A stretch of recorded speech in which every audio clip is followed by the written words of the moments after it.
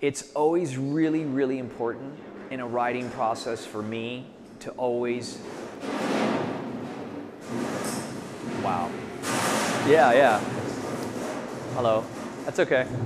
You can edit it. Yeah. Yeah, exactly. And then there went the lights. Wow, did they blow?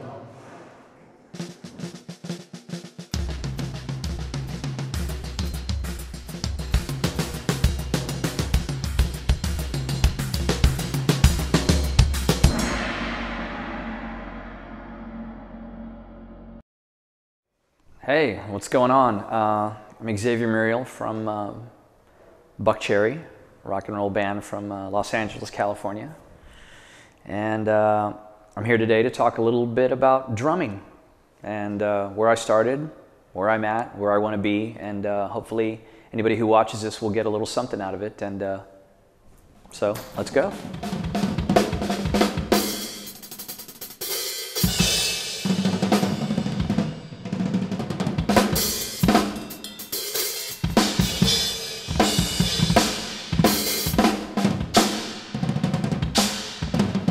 I think the essence of drumming for me, I mean, I still possess it today, 25 years later, as I did the first day I started playing drums, or the first day I knew that I wanted to be a drummer, which was always the feeling that I got when I played drums, or the feeling that I got when I watched drummers that I really dug.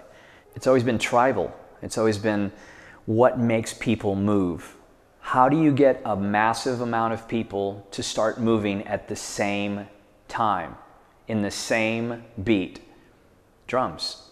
It's always been like that. It was never about the flash or this or that. It was about watching people move to what I was doing by simply holding two pieces of wood and hitting some metal and some round things that the Indians created and that came from the caveman banging on trees. It was always about that tribal thing of like doing those kind of actions with these types of materials made people move. It made people dance, first and foremost. It made people groove, and it made people happy. Something so simplistic and so organic could change the way a person felt. Not only the person that was playing it, but the person that was listening to it. And it's been like that ever since. I've never stopped believing in that basic fundamental, that one foundation, that one root of this is what I do because it makes me happy, and in turn it makes other people happy, so I'm making them happy, so that makes me twice as happy, and it's like the big cycle, it doesn't ever stop. I think that's the biggest thing that always needs to be maintained, that you enjoy doing that it stays a passion, because when it doesn't become a passion anymore, then there's really no need to do it,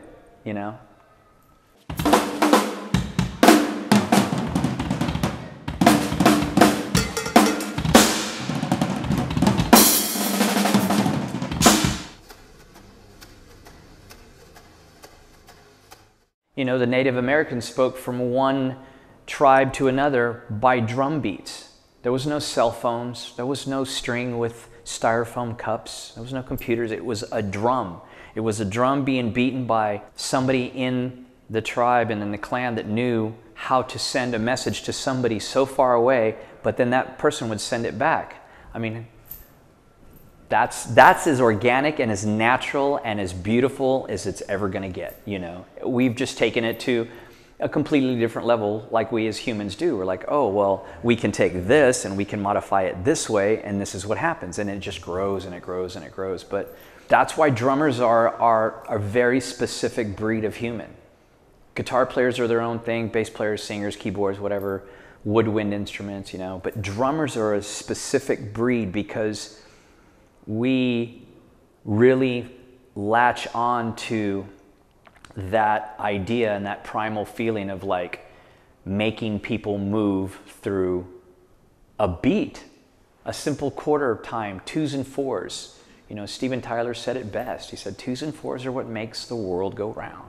And it's true. Wherever you go in the world, whatever music you listen to, it's always about twos and fours. At some point within that realm of music. It could be a crazy metal band, it could be a crazy DJ, but it's always about that thing that makes you do this, you know?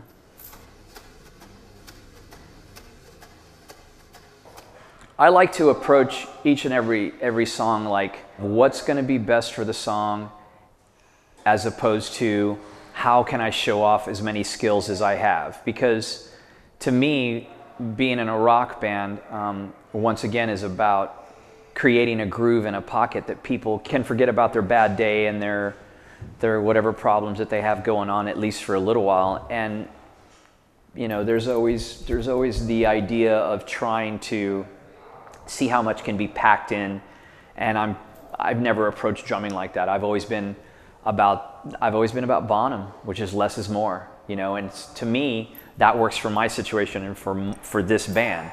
I have worked on other projects where it's a lot crazier. Some of them have been Latin influenced projects, which I get to do a completely different style of drumming, more laid back, more into the physics of drumming, but always about the song. You know, I never wanted to be the drummer who had the whole idea of, you know, hey, look at me factor. You know, I get that all the time. Well, you could do this and you could do that. And, well, yeah, I could do that. But then, no, it doesn't really, that song doesn't require that, you know. So I think every band's song requires that drummer to apply his skills to that specific song, you know, so.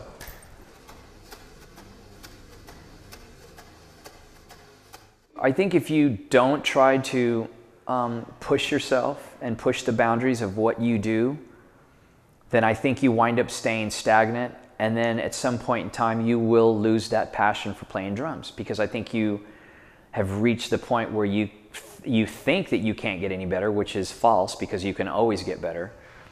I did it by completely going in different directions and listening to music that I would never listen to try to figure out how the drummer was doing what he was doing. And that was everything from Meshuggah to the Gypsy Kings. So you're talking about an incredible mathematically challenged metal drummer to a drummer from Brazil and Argentina who play the craziest Afro-Cuban Latin beats, but still in the context of the song in time. So that's the way I kind of do it. And sometimes if it gets to the point, I'll start like trying to lead with my left, doing, you know, snare drum rolls, or leading with my left for a rack to floor, or even playing left-handed, you know, hi-hat all the time and right-handed on the snare drum, or leading with my left, playing with my left kick drum as opposed to playing with my right drum, my right kick drums. You know, so things like that, you know, will test my knowledge of what I know, what works for me, but I'll never do that on stage or during a song. I always do it in rehearsal. You know, there's a difference between rehearsing with your band and then practicing by yourself. So, but yeah, I think if you stop trying to, learn new things or listen to new music, then you're just going to stay the same person as you are. It's always a growing process, you know.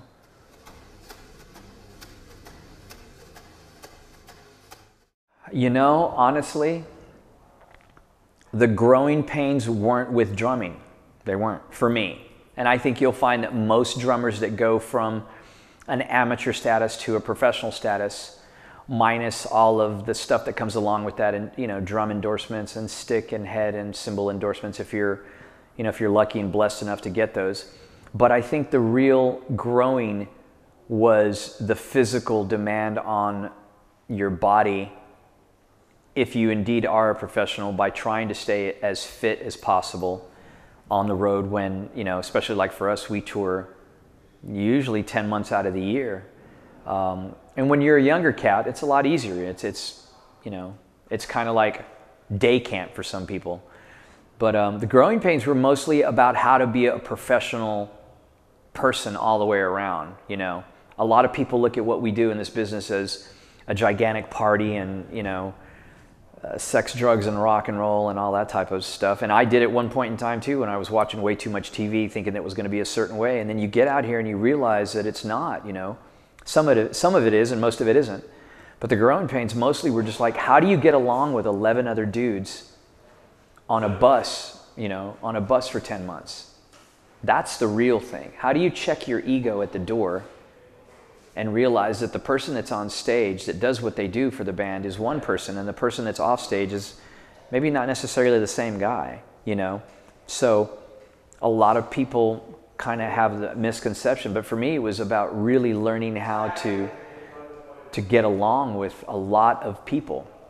And the Groundhog Day effect, where you wake up, it's 1 o'clock, you get lunch, you go into the venue, you find your dressing room, you try to find a place to work out, you have, hopefully it's a decent catered lunch, and then you have a sound check, and then you have interviews, and then you have a meet and greet, and then you have a couple of hours before you do a show. So you do whatever it is to take you, you know, out of the realm of the touring mind and life, while you're missing your family, you're missing your loved ones, you're missing the things that you come to know on an everyday basis. Your bed, your refrigerator, your bathroom, all of your things that are always right there every time, every day.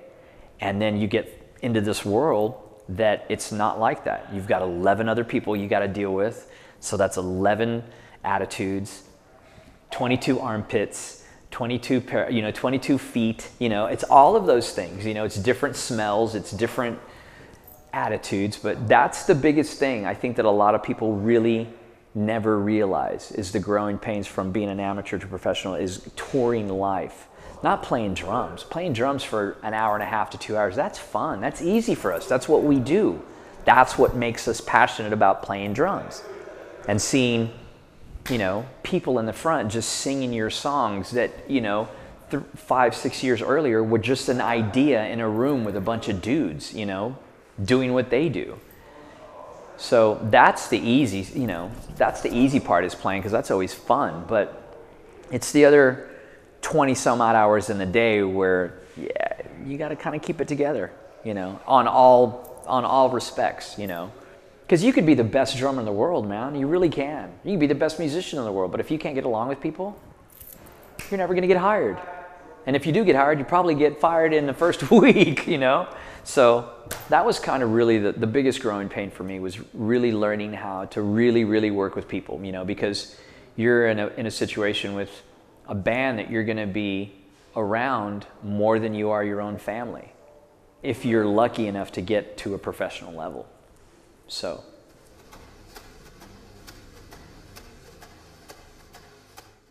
the Pretty Shuffle, you know, that is probably, as far as a rock groove, you know, there's always the Gad Shuffle, the Gad Paradiddle, which is the great one, you know, with 50 Ways to Leave Your Lover. There's so many of them. There really is, man. I mean, there's ones that I think hit every genre of music, whether it's metal, whether it's, you know, guys like Gad and Jim Keltner, J.R. Robinson, that create these beats, and they're literally beats that when you hear them, you know exactly what it is.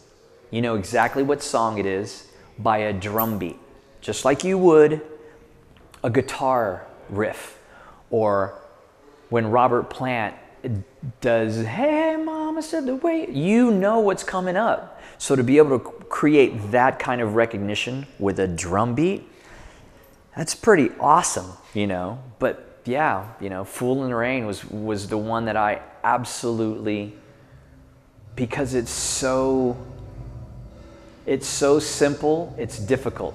And it's not the difficulty of playing the actual parts, it's the difficulty in playing the parts within the pocket and the groove to where you really feel it. Because I've heard thousands and thousands of drummers play this beat, and he doesn't really sound right. And you get that one guy who just really gets it, and man, it just makes the hair on your arm stand up, because that guy gets what John Bonham was doing back in the late 60s, early 70s, you know.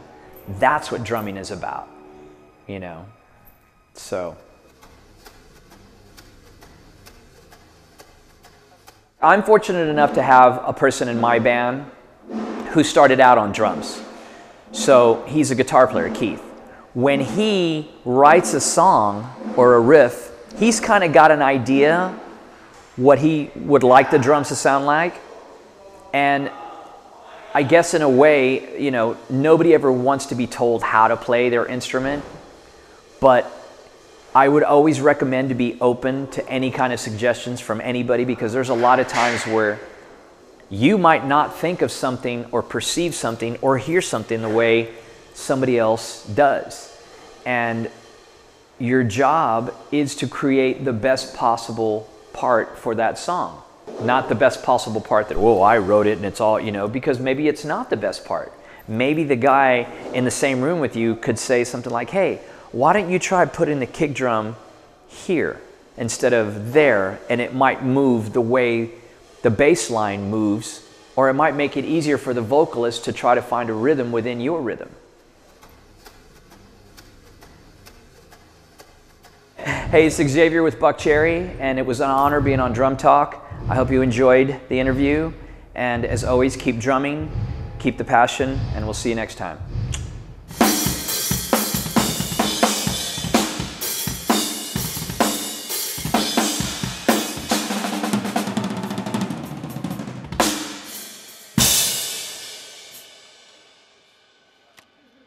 Thanks, dude. Yeah. Can I see you in the kitchen for a minute?